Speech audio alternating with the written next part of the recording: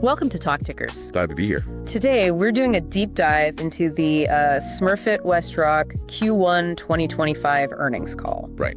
A big one, especially post-merger. Exactly. So our mission, as always, is to pull out those key insights, the financial highlights, the strategic direction from CEO Tony Smurfit and CFO Ken BS. Give you the need to know without sitting through the whole thing. Let's get straight to it then. Okay. Overall, a strong first quarter reported for Smurfit Westrock. Yeah, definitely. Net sales came in over $7.6 billion. Okay.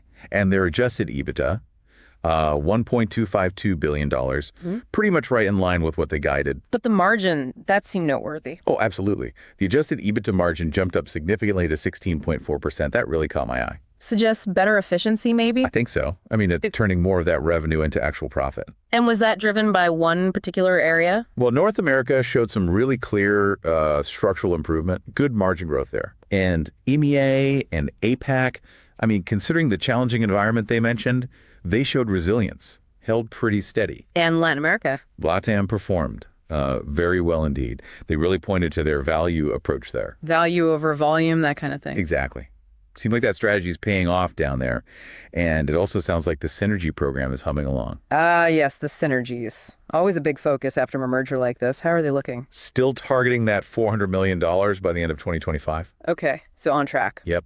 And they expect about $350 million of that to land this financial year. They already realized $80 million in Q1.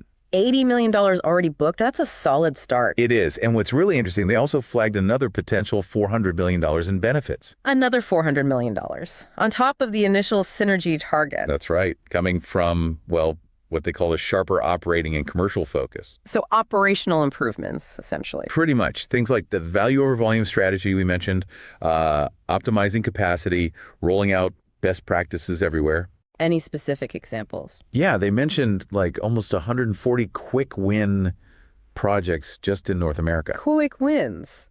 Like low-hanging fruit? Sort of. Expected to deliver around $50 million in extra EBITDA from those alone. Impressive. And they've got similar stuff going in Europe and APAC, over 60 projects there, looking at maybe $20 million in benefits from 2026 onwards. And they highlighted some really high IRRs on those, like 25% up to, I think, 150%. Wow, okay. So high return projects. Let's dig into North America a bit more. You said strong showing, good margin growth. Yeah, North America pulled in $4.7 billion in net sales. Adjusted EBITDA was $785 million.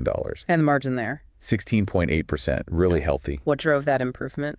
Mainly higher selling prices. They managed to push prices up enough to offset cost headwinds, energy, labor. Okay. And that was even with some higher mill downtime and slightly lower corrugated volumes. So prices up, volumes down a bit, but profit up. Exactly. Corrugated box prices were higher year over year. Volumes on a same-day basis were down 4.7%. And just quickly, same-day basis means? Basically adjusting for the number of working days in the quarter compared to last year. Gives a cleaner comparison. Got it. What about consumer packaging in North America?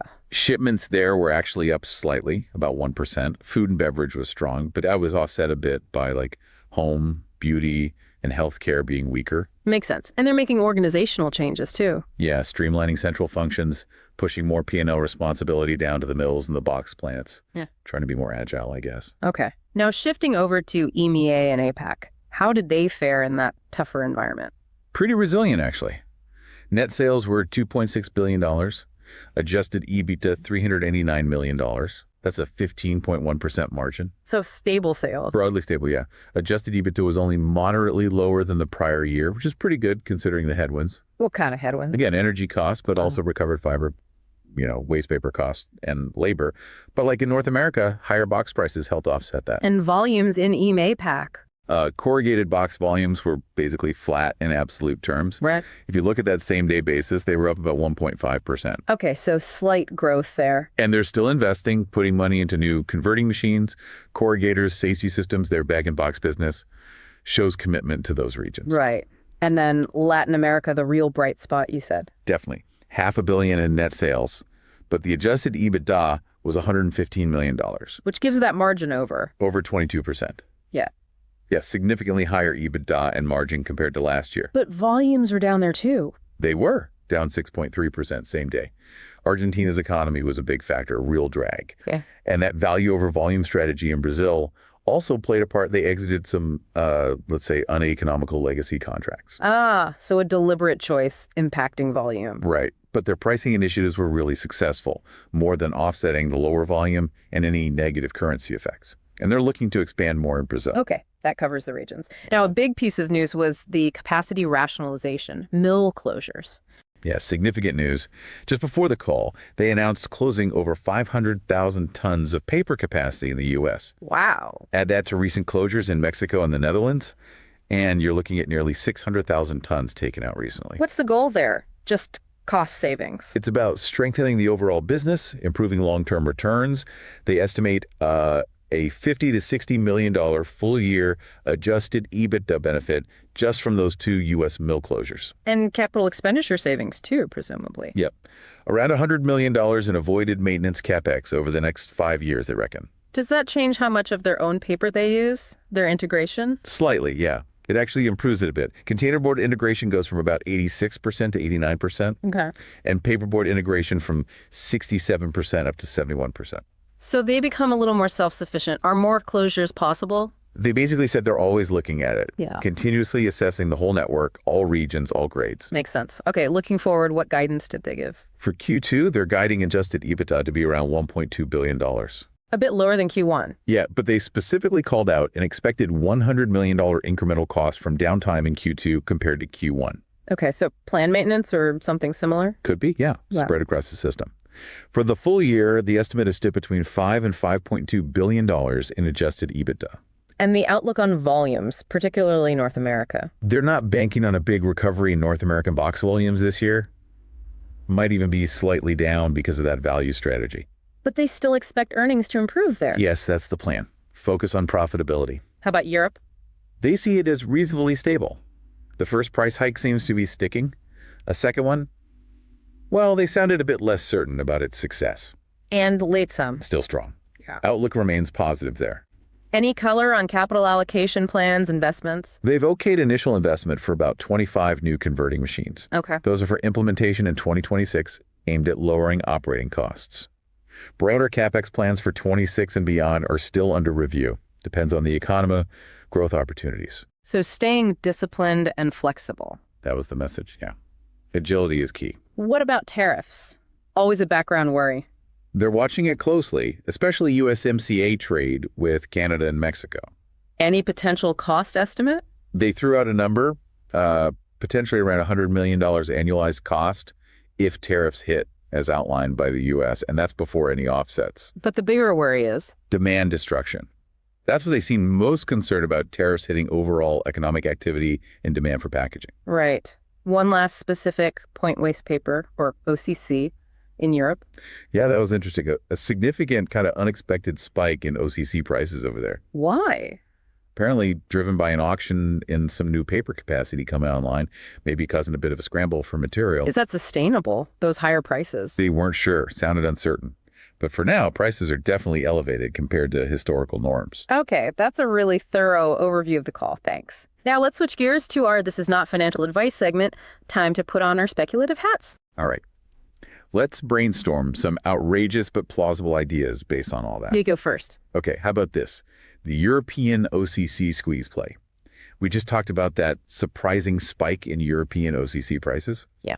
So the idea is, if demand in Europe doesn't really pick up strongly, but OCC prices stay high because of this perceived panic around new capacity, maybe you could short a European paper company that's heavily reliant on buying non-integrated paper, one that doesn't make its own pulp as much. Because their margins would get crushed by the high OCC cost. Exactly. While Smurfit Westrock, being more integrated, might be better insulated or able to pass some costs on. Interesting. Plausible, but definitely speculative. Disclaimer applies, folks. Absolutely. Not financial advice, purely a thought experiment. Okay, my turn. How about the North American resilience bet? Go on. Management was pretty cautious on North American volume recovery, right? Yeah, flat to maybe slightly down. But Q1 margin was strong. They're hitting synergy targets, rationalizing capacity, focusing on value. What if they execute really well on costs and pricing? Meaning? Meaning they could potentially beat earnings expectations, even if volumes don't recover much. So, the trade idea, go long Smurfit Westrock.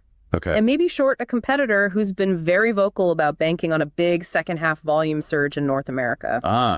So you're betting on Smurfit's efficiency focus winning out over a potentially optimistic volume forecast elsewhere. Kind of. If Smurfit delivers strong earnings on flat volume while the competitor disappoints because the volume surge doesn't happen. That could work. Again, highly speculative. Totally speculative, not financial advice. Do your own homework. These are just ideas sparked by the call. Right. So that wraps up our deep dive into the Smurfit Westrock Q1 2025 earnings call. We've unpacked the numbers, the strategies, the outlook. It really seems like the integration, hitting those synergy numbers and managing their capacity proactively are the core themes right now. Definitely. And you've got this interesting contrast between North America, where pricing seems strong but volume is cautious, and Europe, where demand is okay, but input costs like OCC are a new headache. Plus, that continued strength in Latin America. It's a complex picture. What really stood out to you from all this? What questions does it spark for you as you think about the packaging sector? Good questions to ponder. As always, we strongly encourage you to do your own thorough research. Consider these points, but within your own investment framework. Thanks for tuning in. Join us next time on TalkTickers for another exploration of the stories behind the numbers.